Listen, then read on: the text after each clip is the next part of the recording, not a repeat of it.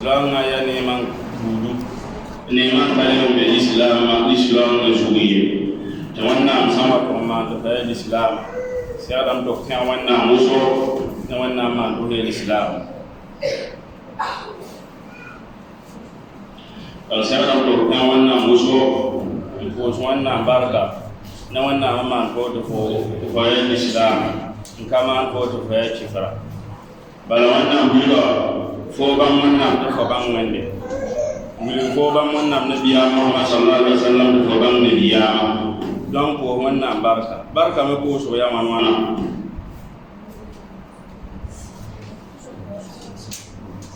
barka me ko so ya man wana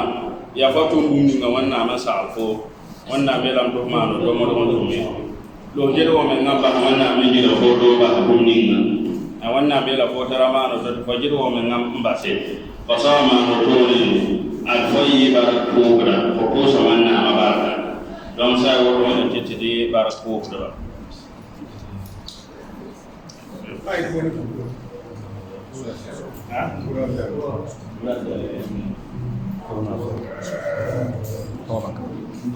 don sai woro wani titi barakubra don yayin islam sama ndata sohne tabe do na zabara datan son sa ne tabe wakati ile yawan wal islam ngapo wannan magoma yi wakati ile mana dan sanna je wakati to ne wakati ya bunya importance on islam ngin to ce wannan magoma wakati ile so kata chat alquran ko sanna je wannan magoma wakati ile wono ya fi sababu mikidam ti wakati ya bumi ya importance yinga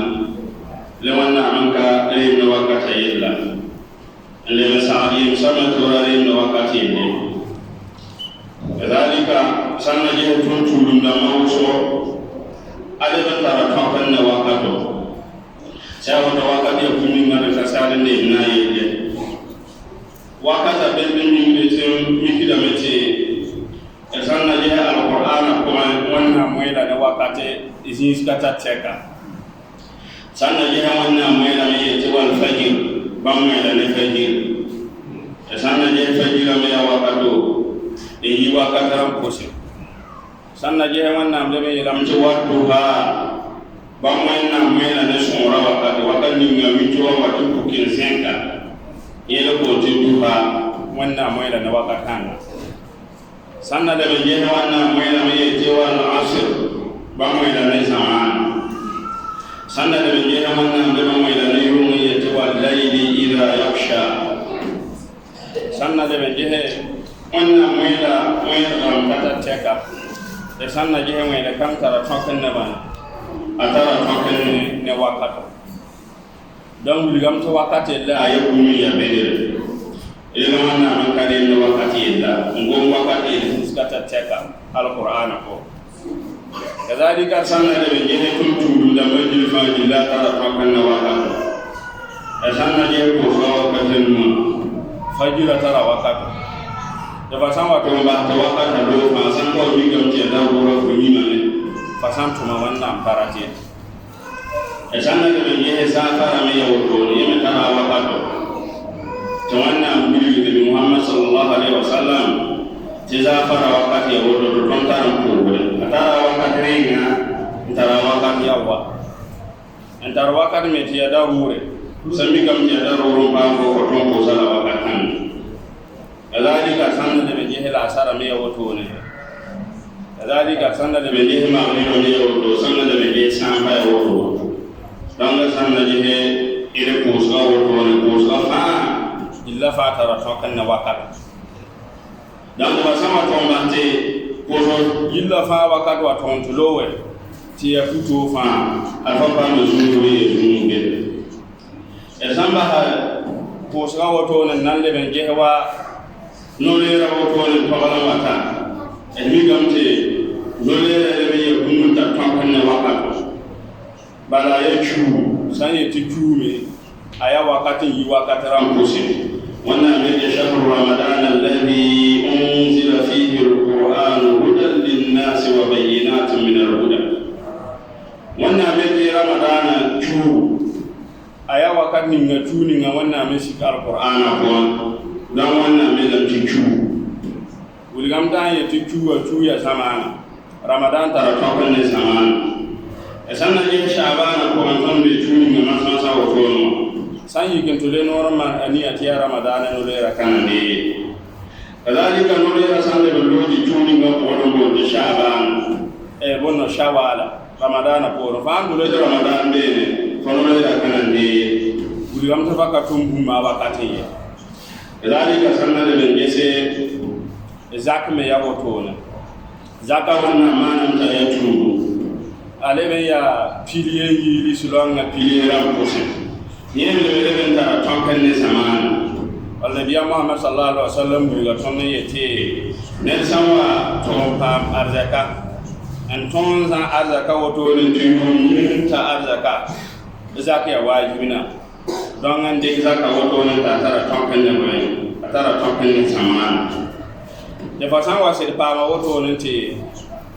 a wakata yi ne sai wajibin ti so ba kai wannan ma hakibe ne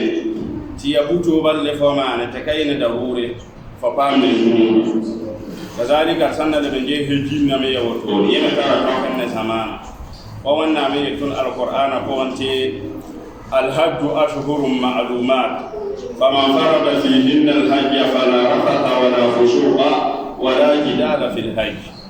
وانا ميت بانغي تهجين وتوني أيام شيء نياكي صورو توتني بمية يلي مهمة يتي أشهر معلومات تيا شوال تشورو رمضان ندو تشوري غريكا لا زلقادة تشورو كذلك ذو الحجة ولا هنكرين تي هجين نشوف لوتو دان الهجين نشوف فسما كتوما أنت ما ديك أمينة شوكيان سكوما تيوالوه تبغي تفعل كمان الهجين دعوانا كان ده هجين بلا فمانا لم تكاوا أتين دان الإسلام أقوم يروسو تولد موسو wannan ma na zanta tara kwakan ne samana ke ta samana yi mai wakata kazalika sanar da bijihe wa fa'aba idara mawayan wa wannan mai yace wal mutallaqat yatarabbasna li anfusihinna talata quru wannan mai wa fa'aba ni sun kofuya shi da ma ko da fite ka dozin de tare arnan sin ne tusha ta au za son tusa tama koro masala wannan doron kasoro ha ta kawa tunyi kaya ta wannan to tiri fura ko ta to tara ta kun ne baka zalika tusa tama ko sammi game da ba fura da furi karibi ya na da yi faton ke salam to tusa tama nan ka tare ba tusa tama wanje la ba ko ba ni tusa tama nan ki e fa yelo pa man da ko fura da fura ro zemsama le ba ko pa kare bi fa ka gomnay famana kenan ta ne gudun ko da sada furaro don me tuja ta ba san waki kare ban tun san ka bore ko ka setam to sin mu de fura sami ga mun ya furu ko bi ngam to dai nuna da shura fa ka da furu kare bi no ri la ma san to ta no ta ba sa e ka da ya hala na go ya ce kan ka tune a tule furu sin te so ba kena an kwa futi kole ton lebde don yi kan ga jilla fa jilla wannan da kalam ta tara to kan ne bane samana bara wannan bai ti kushe ta kadalika energy ambassador pakapa wannan bai walladina yatawafawna minkum wa yadhuruna azwajan yatarabbasna bi anfusihinna arba'ata ashhurin wa ashra wannan bai ti rabbin siminci ba Papa kelma sugurin al'idda tusa na aslara sakiya kaya ta wannan abin kirikbam al'idda amma ta yaban ta tara tonkan ne samana tara tonkan ne waka don wato jila fa jila wannan amma na guri da tonta ba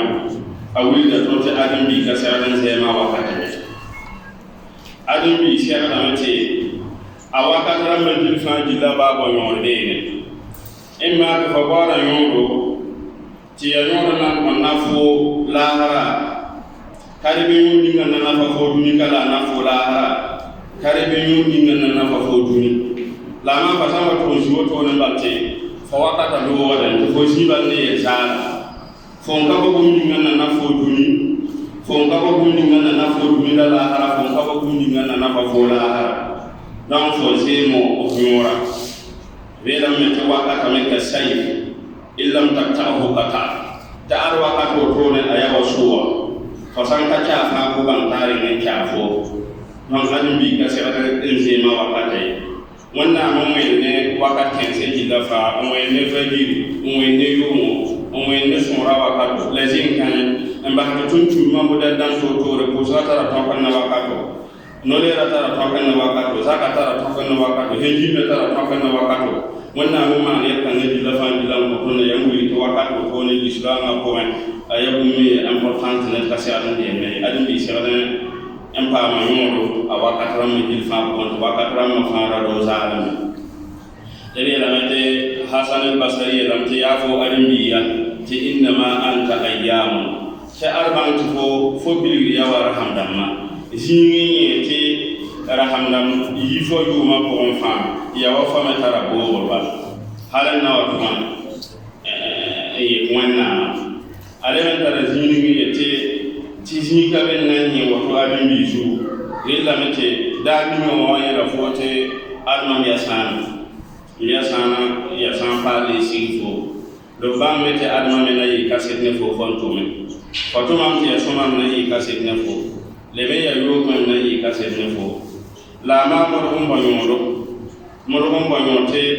hinna wato na mam san mam sifo na baram ko mun na zin ne fo e mo do pa mo te mam nan ka do e te almam sandu wansa mam kanan le ngwa halni duni yigiri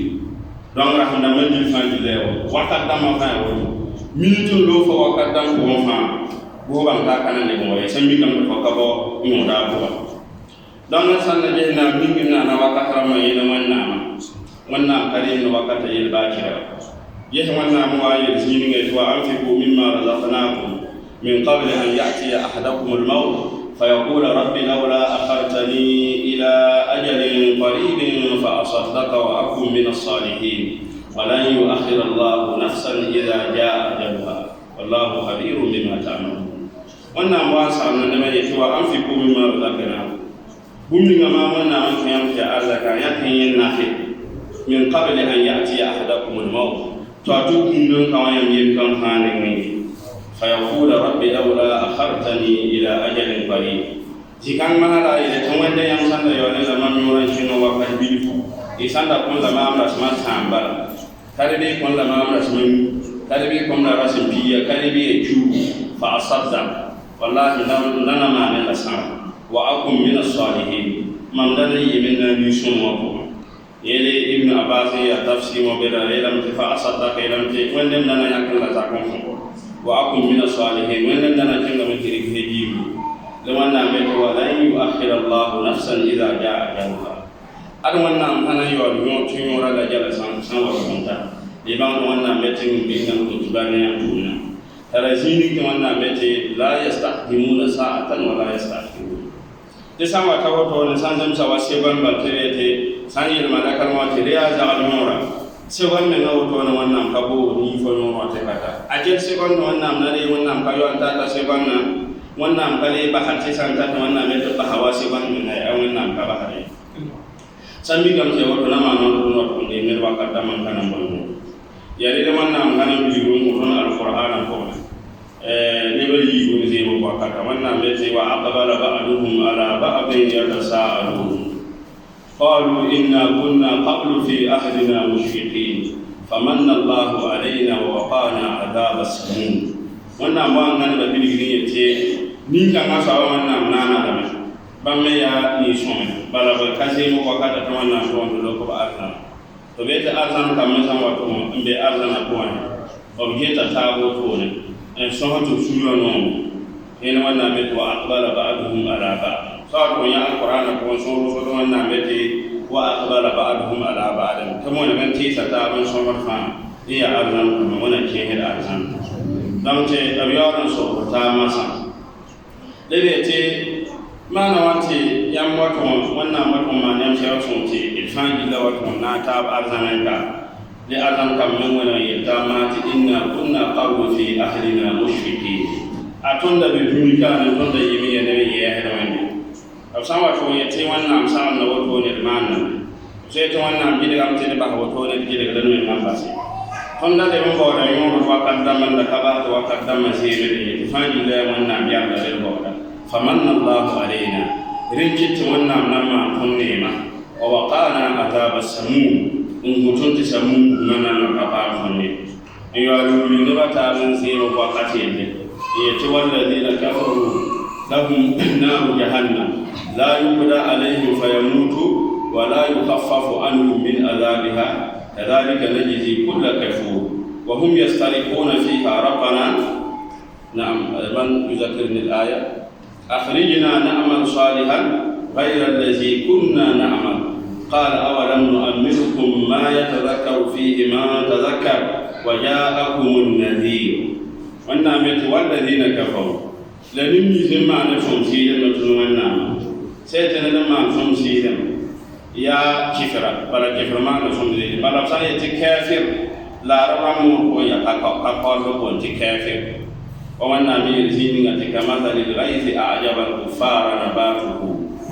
dan sai ti kufare ka kwara le bo man wana ma ko ndi kifran ko ti kafire Allah kifir ya ka kwadi ay kifir ka kwadi sifin bebe ne ti kifir ne ka kwadi ma labna ta sif kan ko yeme ya bulu ba bala ka kwadi mi tuka boko to nan bure ci en so ngi wa tele ba gani ci wa e ti kama na wa ti ya ko da kuma den ni faji dan kifir me ya wato ne bala kifir wannan ne ma wa so ba يوالم بين راسهم سيلما وانا ما يمغا أسولغا وانا ما يمغا يوالم بين العمتار توانا مولة كافر تادري يكفر إلا وانا ميت والذين كفروا لنبني جمع نفسهم سيلما وانا ما يمغا أدي بوما نانا بينما إلا وانا ميت سمعتهم بوما كويا لا يهدى عليهم فيموتوا أو كان نيغا ميورا بوما كوان تكيبا من balam senki woto ne kali fa ba ay nanga biya nanga kale be yasi ila wanna mi ila yuda alayhi fa yamutu wa wanna mi sabi ko suratul a'la thumma la yamutu fiha wa la yahya dan sama be hukuma ko an ba man ka ci ba man ka fi yele be te okay dan sama ko be hukuma ko okay dan sama be hukuma ko na ko le hukuma ba malik ولا دو يا مالك ليقضي علينا ربه قال إنكم ماكثون تقول نعم أقوم بكم أقوم أقول أنا أتيا بكم لا أقوم بجبت جه سمعنا تلقامن يبكم أقوم هذا وقت ما يتجه سمعنا تلقامن فوقا يداري متان تيلا كيا كنعه تبصين بكم أقوم زين بكم أقوم وتيا بكم نعم مالك مها بكم نعم مالك يمسو بكم دمجيتي أمكن على تلقون مالكيا ليقضي علينا ربه قمنا مالك قمنا صبايا تأكلون تلقام بول تسان في سامن ومؤمن تركيب سما تبوكين كلام سوي أيته لارم أيته وما في جوه الميت إله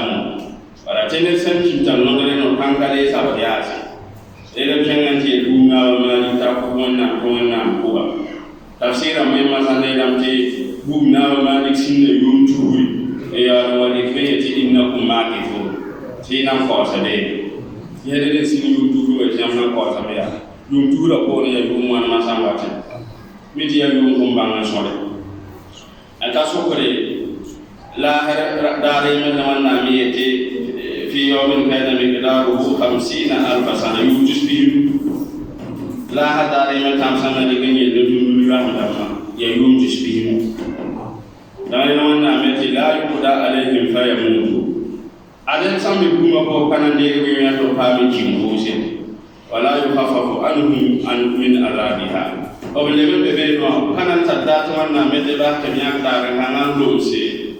اللوز بوما نمشوت بامبوسي اي يلا نعمت كذلك نجزي كل كفور ندي كيف فهم اما سمسي بن ونام نيما tawani ete mano to fete kana mane basma te ete kana mbase yiba non nan tumi yo sabato man nam nan do daga boto di kan ma hada man na me to sabe bu mo ko o bana chedam na me o bana ka hada me yo na ma ne tan wande ton ko dam ti e yisi ton bu mo ti san fa mi yi ton bu mo ti de fu mi fa wallahi nyam sa ko na so ji da fa ji dan na to ne la man na me ta aye ba man na kana ni si donc da jini ko man na me te ba man na hande se fa da aru obna de de men to ma ay adam bi yow to yi na me donc ba da la yamma men o to yi ra ham da ma ko se le man na man kana sak ma wana wannan kana sak index donc ya ko ma adam bi ya bangte fo wakata woto ne wakati guda fa fanda yi mo point bangte foda ya woto ne singra control halan ko hawa kan ni ngafana tele monna men de wakata nga bati wa kodo fala jala sama tabala fu mi gidan baltare kida mi mete ne fa ni la san sokte wala ko ratin ki bi fara tamale ta ce garantin ki kan so ga bada fagara tin le tin la lamce wannan ba wani mora ba mun to so tu ne ti sai wato ko to so wala ta nawantu ma wa karo dan yelo do ti tasbih fi tawba ne ka sai ala ma tan nawantu ay tuba wala hadani yete ka som de bari do do yo tubi ma wata yete ay wannan sai tan han na kan talibin nan ba hamci wannan ba kan Abdurrahman da hadani mo yete nyawa yube tamase leme ya men ba don mun ga sare ya ko do don adin bi ga sare de na wa kadam to wa ka ayi mi ya sai rede ya Muhammad sallallahu alaihi wasallam ayatun mikta gomna wakati yende ayete adin bi buda fa bamce alki yom dare yam kara kana nyera woto ne sankap so kala yara na ce e sanda je yara na sa wuzo jilla fa jilla tara ta kana wakata wala wannan nan so kala mte an umuri fi ma afna fo fi ma jilla wonna me fi fo yu bisho yu ni wali kala men se ko ko wannan nan so kala ko wa an shababihi fima abla farasam nama wannan mun afuwa bayara sanga aliji ke tayu jira wa tabarika wannan bi ko tayu bishobe yom bini yubi wa yom pawa fari ko rasam nama se ko le mesokte wa an malihi min aina kasaba huwa fima anfa le fa arza kama na min ko do ba ma zakaya asobo le ko tumba tabiyete be mana me fam pa ma fari kala men kenge le kala men kenge wanna am yar dimbi be fari kala men kenge wanna am hewen tawi grade de civil fo sando la manna me so kote le ko bangara fam pa ma foto ma no bangara tibete nabi yam sahaba e mere sawada ya be ko re radi ya sahaba ni ngoto ina ne marwane ko wata yunda tam te ko yihne ma bumbi ma famu bi yimo ton to nenga ati bumba me ya bumbi ya sewa e bumbi kare fa ne mi rikan ta sam to yite belam ta sahaba ya nora ne ya soba ata wala ko ta wi le be ya nora ne ya soba ma ra ta ba sabu da awa to yete yen ningan tarai rabe yana biya hadis ninga yete nimmi siktibi bumi nan ninga yo al donda de ne wata dibiya yelam ya bangara ne karman pa ma bangara to wannan me to wani moraka ne to shoga to wani moraka ne fa bangara fa wala fa pa ma bada fare kan mana bangara fare kala man to le tam si karma bangara pa ma ne kaman ta sam di ke rumbi ne ba le wannan me yete fa ya ka shi mariya sami yete fa ya ka shi tebala ko bam bangara fa yi te bangara fa ndama ne yinga di yuqal fulanun qari tamna yata sa ya karma ne ba sini ya me fakata ri tumbaye ne ba ko ma sabe to le be te o ba ni ni mi wonna mi ka da ta da ta kan ne na ne ni ta to wani ni kan sawa to sai to wani ni kan sawa to be te fa ba ma arzakala to ye so ni ngam fa ma te so ma te be te fa ri kala me tumbo tafsir jet bari kala men kin sisi ya son te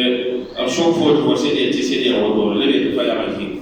ti fa ma na ba to ne ta sa ale tara ala kan na fra ne ba na gomna amma na me son tabe ne ko te be te to wani jihadi sabada nin din ngan kiye ku biyo to se ti wana tebe ta ji ha faza bu ji hara ma mana tebe ta faza wannan ma gwamna kan tawo lebe ta fa ya bahi ta fa ma na mun ne ta za ya roso amma donc zikarman fa ji da wannan buri da tonce edman ikhlas ne fa ji sanatu ma tun fa ayila la to na ce wannan min ti to man do ce wannan min ne to da baba wannan ne to man do ce ka wannan min fa tura fa papa ye saba ya wadana shuruhum la minahum yele ba munafiq satuma munafiqun tum dotol wanna me yuraquna an-nas wa la yadhkuruna Allah illa qalila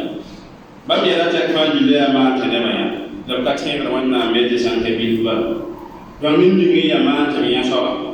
dem ti abanga ta sa ko man dem ti ya ni kan ni na ko wa ta yi min ma da kaman na min alkiyom da ne bi la yana da munafiq sabe da wannan mun no ke tuma ya tibe kenya ende ken arhan ba min na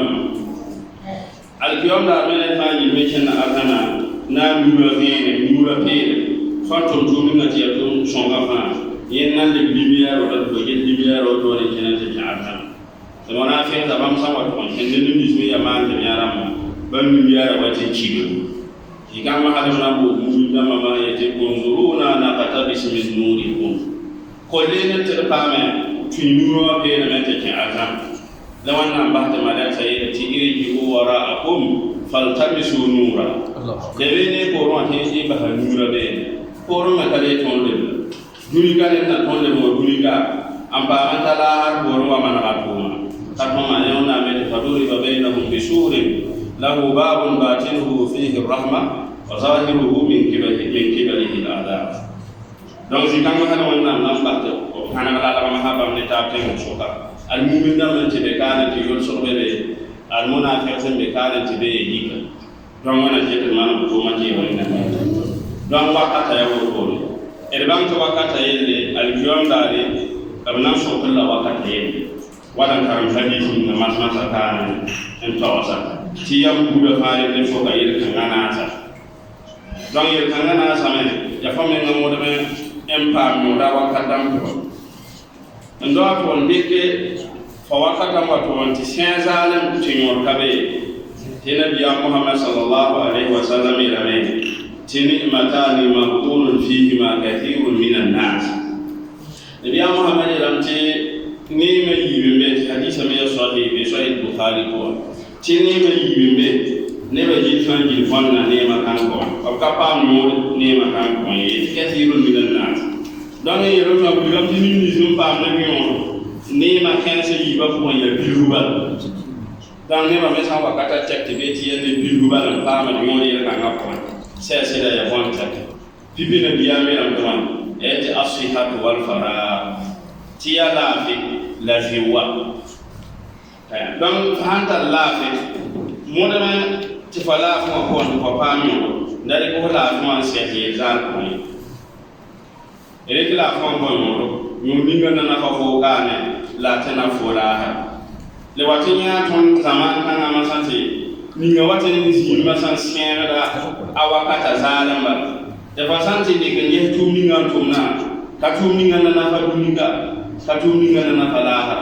katuni ngami antum mbom pam bumuti amena na zakara mi aye yare dalba wakani nga wakata men wakata tamte wakati ya wakata men yende ombe tumi to donc ya boni kazalika fiwo ali mi tarfi mon ton le fam ba mo rombo no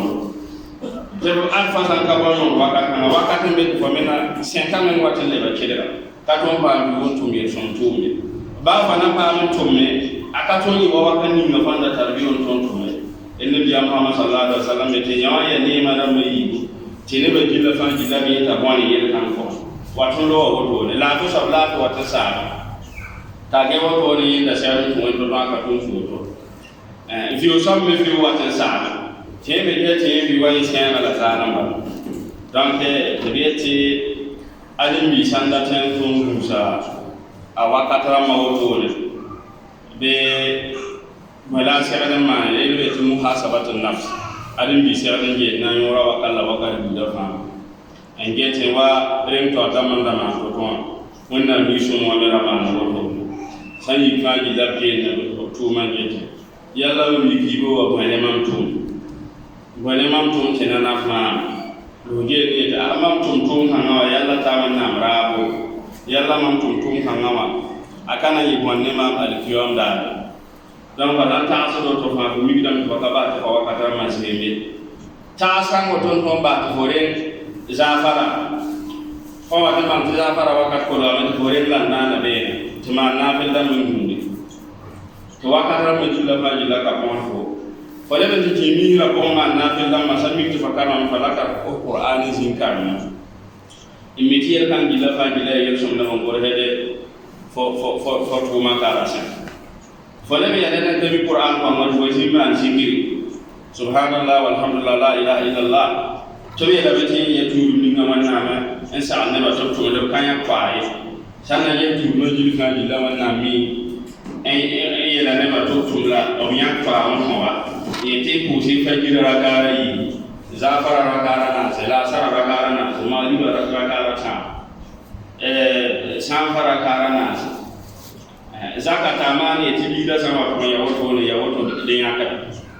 ya rumsi ya wote rumma fa ya woto sanka zikir wala ya wanna be to uzkurullah dhikran kathira tiene wanna be tiene ya woto kanya kai te man tere tiene me ya soma ya rumma sai adam bi junuba wati mi ya woto wasuwa sai adam bi junuba woto donc wati man ni zikir wa kala wakati da fa ane fa bila fa man ya ba ya fo ye rumma to man bi ka be na mam to wanna na ese wannan na yarma wani mam tume ese wannan na yenema adin mi sanje na nyora woto wamba mi gidam ta mu ga wakar da ma ka tenzani le mam ba hadi asa adin mi mudana ngura nyora sangu nyora ka sake yelle ya yel za da fa san ka yelle ya yel tirse ko mi gidam ta ayi ko mi ngu nyora yel kan woto ne fa ka saka ta wa ti fatu to ni ngal ka sonare fanda da ni la barata to ma tume so abun tuye to wannan nusu ga da zin nan do fa mu da da tan tayi wa wannan mi ta ko tabe kan kuma wa fi zalika wal yatanafasul mutanafisun to asabiqu ila maghfiratin min rabbikum wa jannatin arduha as-samawati wal ardu iddat lil muttaqin wanda ta ko senta cenga wannan ma ya da ba lele ban ko ta cenga wannan ma arna na wannan ma ya fa ta adniyan ma ila arna ya wa salatan donc isiara fon sa tabe ken ko takbir donc ko min sama to miti ade woto ne mam dati wa sala fumi gidam ko karate izem ko akata ba kida abilira wa kamno de kala konti e min to akani na kala sa ne bebe ne te ko sa di la fa di da ya be ko yeto wa saba ya be no saba ya be kamera tan na be da ko yalla fana de mani fo e da ma ko ba e ray be akanan de bala basande nane de bebe nan lofo donc ni kan saba yam tan tanye ta sifa wa kala wa kan di ma di la be ko bala yi ni ngu ba nyora woto ne ndata wa kan bude di la fa di la be premier classe ale basan ya ay wa ke to fa ma wa be hinin ka soma ni so ma na pi kaya ele men pa ya sa yendi nga adu ni nan di ken fa ma musa awa katarama ya fa men ngamo en tiwle de plus mais en mundu wa katarama ka se wa katarama adig bi to wa fa anga nene ya bono subaba to ala bono kada te ya fa te mi jo to ay mo man ya yi do ni no ka ga te pa me yi mo ya te re yeme fa me san changan ta kai sa ba te ya yam nan de ma kari biya wa kumninga du do me pata la ko to ta ko fo no ton ka me ko jindi fo be ma bala to da fo ne mesina la no ma ka ta wa fo na pa ma ko zati yam din tamne tini kan saba to changan ta ka ayeta tele zem sama bala ne de sim to du me ba ya tela te sa me ta pa ka ba yam mi si bala sen to ye fa ji le bu mi se mi wa kan dan wakata men ka sa ne se ba min te e mo ti lo zare tebe dam te la ram kan yam bumul lo bumum fu ne wa wakati wale da yata ala la tashabawa yahud yawman fa ukhbiruhu bima fa'ala al-mashi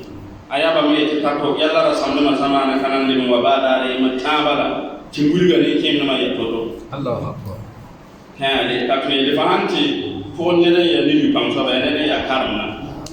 nduwa ga haramo on karna fanta fala yete rega hanan yete siyam jingete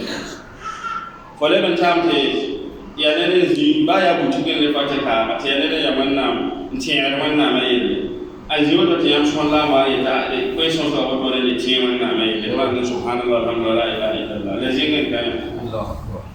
kani biyam me ngasa on ta bani biyam gairo to bi wal amru bil ma'ruf sadaqa ane ma wajin biyam Muhammad sallallahu alaihi wasallam ne te dhahaba ahlul busur bil ujur yusalluna kama nusalli wa yasumuna kama nasum biyam sabba awalaysa qad ja'ala Allahu lakum ma tasaddaqun inna bi kulli tasbihatin sadaqa wa kulli tahlilatin sadaqa wa amrun bil ma'ruf sadaqa wa nahyun anil munkar sadaqa awaje ngamate ne biyam sahaba sanna yetene biyam tera kapalo wale yel sonneji bala pura waton pura lo lelo nora waton de nora la mantara yele manen don kamani yatasaddaquna bi fuduli amwali tar arja tamman sara annafar miskin malutun me katar mani le na biyam le biya arwan na me ma da dum ko yam bayam katar na man sara yam me sammani ya wayam man sara biyam ti yele la ilaha illallah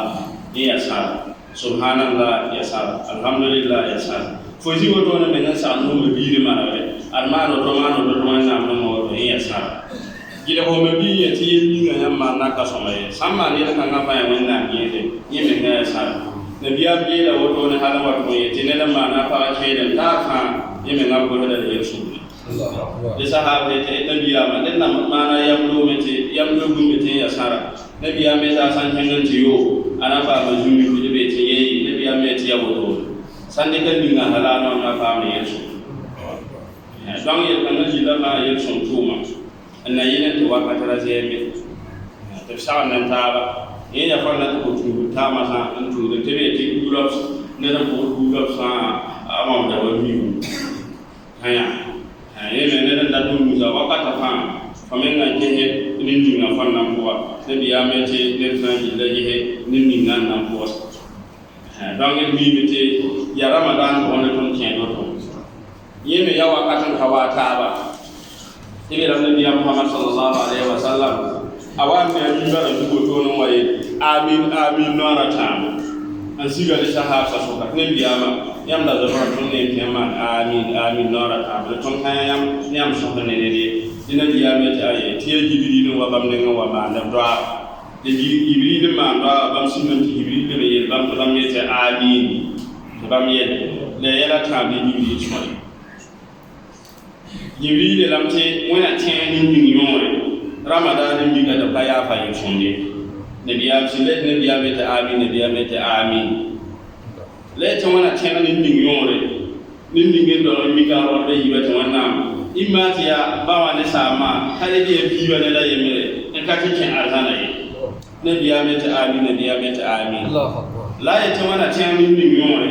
to ban ce Muhammad fo Muhammad ni ne Muhammad sallallahu alaihi wasallam tana biya amin don san mi gam ce wato tuli ngan wata ay zunu biya fo tu e ka se bana ma bi ba da re man ni do ka karama ko sin ba ko sin ku tike awa ka ma ni la ne ba mu ta be ni ce da man na me da karuna alquran wala be yirme ya wato ko ma be alhali ni ku do fa ba tu kan na wato ne aya sahatu ya zunuran chu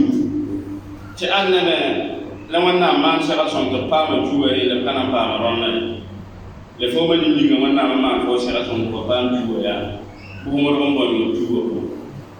ya ba san ka pama bon yo juwo ko ada ya bon check sanna ni ne biya Muhammad sallallahu alaihi wasallam simi ti wanna biya ba zunuran na medina fatahna laka fathan mubina ليغفر لك الله ما تقدم من ذنبك وما تأخر لما زكت ألم نشرح لك صدرك ووضعنا عنك وزرك ما منا مدوب فمحمد صلى الله عليه وسلم إن بيامنا تميل وجل فاجل ويتون ramadana wato ne biya mun ko yini wa fanji da mai tunu zingin ta ramadana ne wato ne biya mun da yini wa girma da mai tunu har da bai tura ya sa wato ne mutum wannan man ko har da karga men wato mun la pa so kate wannan ya fu zunuram an lola mu wasan ma non ko ne na mu do min wato le ti yalla man kana yini da nan ko wannan mabaraka ini mi ka to on wa na biyame ni de ma ji da mi tun do to ne ni ya ka pa ti ba to na ya ko ni mu ram wa kan la ma ni san ji la ni ma na ba ko to na ma to na ya ko ni mu ram sai o de kan na bil de ngi sira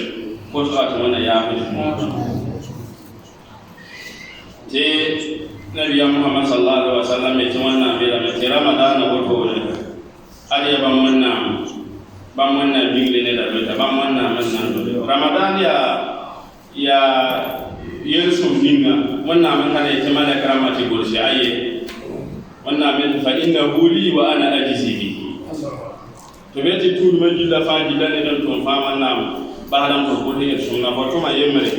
wanna bahalam to golhi sunna halam fa mata to tabiya halam fa mata to ta ko la ma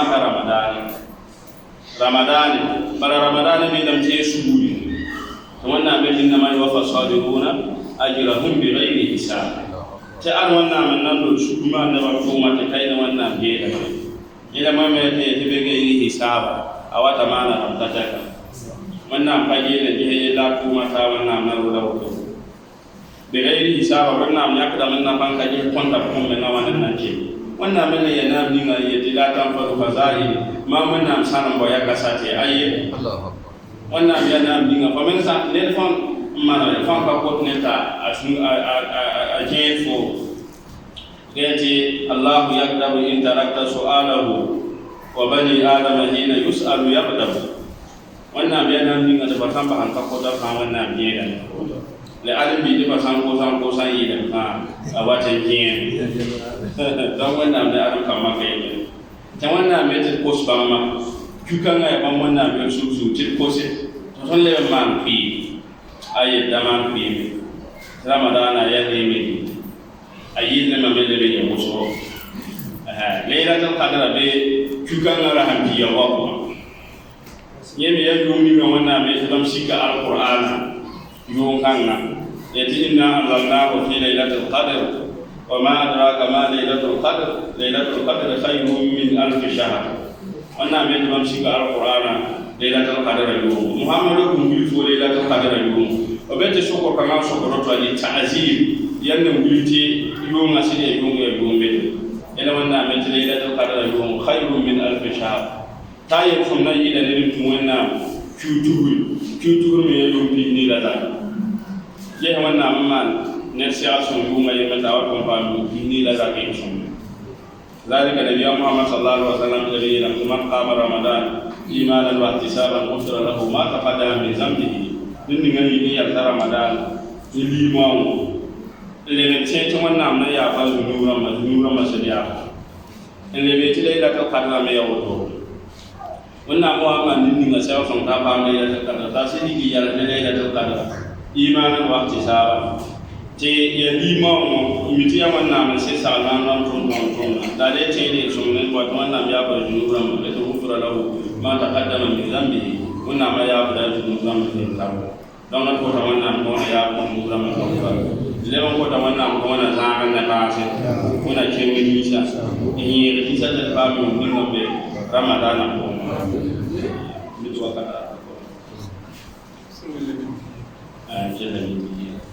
sai wato ramadana banti yan bebe no wato nan ce enta kampan ramadana asam na ramadana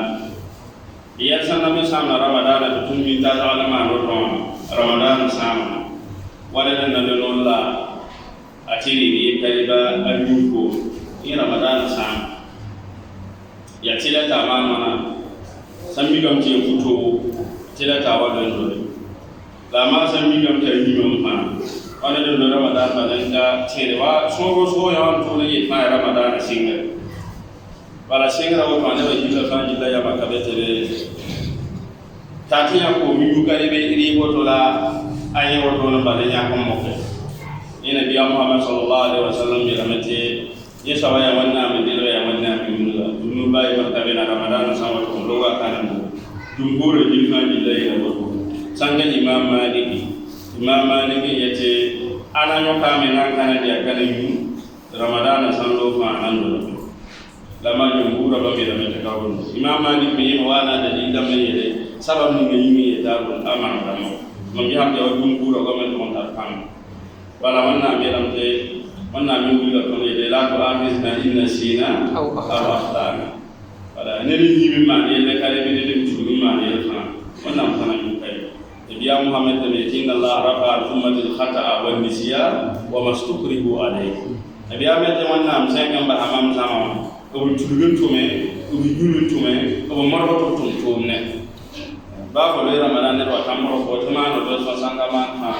aye ma moro ka foto ko man zunuba tabo sin man zunuba te ka fa ya ma aye wannan kana biyo ko la ya wa sahaba ya mara dinga para abanda nam sa ne bi am sahaba nam salam nam sa to do tenya amana halma to wane ko so ba president do to conseil no ko conseil nam sa wa yi ko ta amara sabete ye conseil no ba tineba tente amma sabe lewa ma yi so to wannan shiga ya ta kama yi so hatiya ne ya ko yele ne mumi kan mo morma ne tama ne fa tama ne wannan kan liyar men bebete nabiya Muhammad sallallahu alaihi wasallam buri tono yete yel kan woto ne samna no le son ne de le no sa be 15 fois wannan timi so da ka ne ta frere ya son ya yo no le sama ne ina biya pe wono fa yi da wuri da tonta ari so ba ka tare son ne ye ya bo ye ya ne en le no la ta sunu ram samantu bani biya Muhammad sallallahu alaihi wasallam ya man lam yada qawla zur wal amal bihi falaysa lillahi hajatun fi an yada ta'amahu wa sharabahu nabiya me to wala le no la ya asin tara jiri ko yi la man jiri be ka setrama la winne ba la tunne ba la nam henne ba sayete apanga fene fana tuyara sayete me ngam fene fa kundi ngala ba ateka kan yin biya me tin din ngam ka ba hay kan afa asaba kata to suman wannan kata to suman ba hari ban kai am ba ko man kai ne ba da me ya son ko ma ba kai son ba yi mara kata dan ta shadin ku ji kan am tille belle nora wato nora lo za ke tiya ko ma yune iri ba bale aye adin bi shi adin musa yi mire jirma idin ba dun ram do ini mi tin da wato tara dun ram man tsere ko adin bi ya adin bi nora me wato yimi yazir bi do wa bi ye dun to do tar nora nam ne ba taran to ne ba taran wi ne ba taran zangan ne ba sadun da samu to nora wato be te ko kana ke kai kana ke ka ko tun musa yi kenza musa me yi la fa mon tun musa te arapam zunu rambe ni biti ñu me tara zunu ba wala bi Muhammad sallallahu alaihi wasallam yati ne sanyo ko moto no pe ka ndu woto be zunu ram ni ndu ngam la te ka suma fa te zunu ko na na ya don nu tara nu fa mo musi yel kan kar sa me ya woto no le ra sa nu se yi la ji fa yi zunu ram li yan me bebe ne tenen sama to ma na fa no le ra sa me de kafara me be tanama yeme yawane na mana kawachene tare no lera ko winjoko yunga yelba yema tabe baramanna me ko illa lakum laylatu siyam rafathu ila nisaikum wani ramadan yunga wan manam ci yamba waya halalan ko yama dadni mi ngam ay ko ma la ma san ko wati ramadan winjofa samana no lera sama fana yo samni ngano lera sama do le ban kafara me yabo da folo no tuje yi ta tuje yi ba do tun ta ba ka ba ba da re no san ko mi ko te da wu ma wa ba mo ye da wu ni yer kai la ba ba ka ba ko ka sa ko ba ma fara ya min ba wu ni ma da wari da miskin bi sho wala na wa nabi ya Muhammad sallallahu alaihi wasallam ne wa te nabi ya ma hal kama nabi ya me te fa hal kama te se ko da fa ma te ma na ba te da ta ramadan to ina ya kinji yete koton manarame ton di la meski sonda ya man ba harukin la ta ayati wallahi ya tara ne da me ya tara la ta ne ka fe nabi ya met sa wala ko ri da miskin bi so la ta ka fe nabi ya met sa wala ko to le lo ra ju yi yutun ta la to wallahi amma ka be te da ne yu ne da fisarte hanga ka wakati ne ju ga me ya ba mo te le nabi ya msiwo to na to ko ne dia manta dabiru je so apyo to ya bon to ina biya so ne je har kada be ni nga wa kama ma so ma ne har kama ta be la za ko ne biya ma ne biya be ti ze ko saban ta man sara to wannan na ya fo la je tamaro de to man jimga ina to ma sara ne aso kala de le ta yi man jimga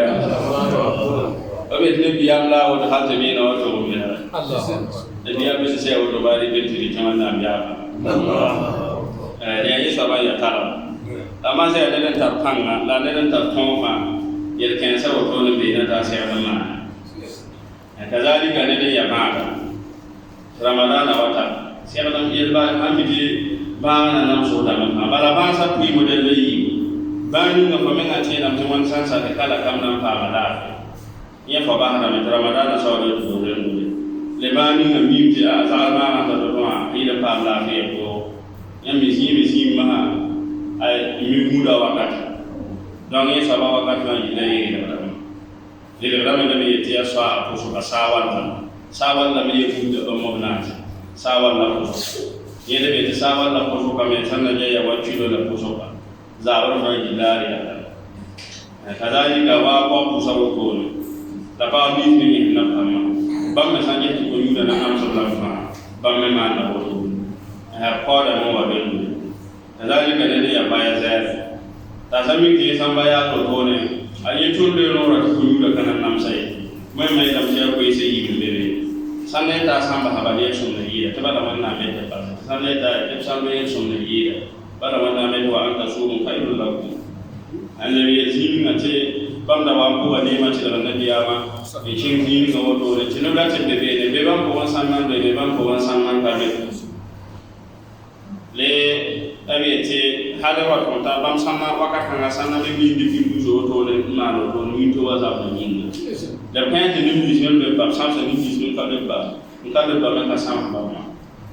ya dan sa mi ga tin nam sa ko ba yel kan la ma kana nam so yo la ma sa mi ga tin nam sa ko aveva un po' basso niente da son te va la va quindi nga ba ya la te ko le no ro to no contact hey tenete ne da be be ne se da ba ta ta kare be to ma kon ko nganti ta fa ro to no wata mana ne biya so to be ta be no ne biya be ta ade chen man ba ya tun de no kama na ne dan san be no amiti para ton fa ya za nan nam sa go ga kazalika ba mai wato sami ti ba ayawa me do to na la bali mo se kana nam so ko ton be la ma se mi kam tana nam so la fa ba se no le ra so ma te ko len do le dong ya wo to ne be ko ta wannan mo na ya ko ta wannan mo na ma ne sa so kama da no wata be ko ta wannan mo ko ta sam ni yi ko ne na na se da be ya wara sam ni ngam wannan be alquran ko ti innahu fityatun amanu bi rabbihim wa zidnahum huda hakika biara samni zo se konsen ne wande wannan ba sa famo ko ta wannan tara san kan do wannan ba sa famo ko ta wannan do na fa zimi ni ko ta wannan to ma na ji da fa ji da bi min kiri ari ni so to min ti ma na ha kare ma na ke ya ba da pa me da ba me ra do na to so wannan ma ko za fa min ne to wannan be wala ya suran Allah ma ya so idan so wannan fa wannan nan so ko ta wannan so lewa ko tamanna man khote ne do ne fa jinme amme man somor ye kan ga ponte na pam to ma te ti la ba mi no na ro ma te sen ja ko yo da ra wata te ye wati be le mal fa te wa kira no be te wa ko tanga be te le kan pa sa to ma baskindi to ma da na te be sala ya baskindi soma ni da ka yo ko ni da ta ye fa na te ba mi som te wa ta ko to le te bi kin ni mi te ye som ta ka lewa ko tamanna man khote ni da tawata lewa ko to do si a son mi ra so eta ma na soma alde kare me to na ba a ke don wannan rola ta sai ka tare no ron ko sai wannan ba da nan ya ta sai ko ta wannan ya sai wato nan ya sai wato nan te kan samu nin ga digi ko don na alaikum salam sawala ya kara wani na ya za a rufa labiya kun ji ne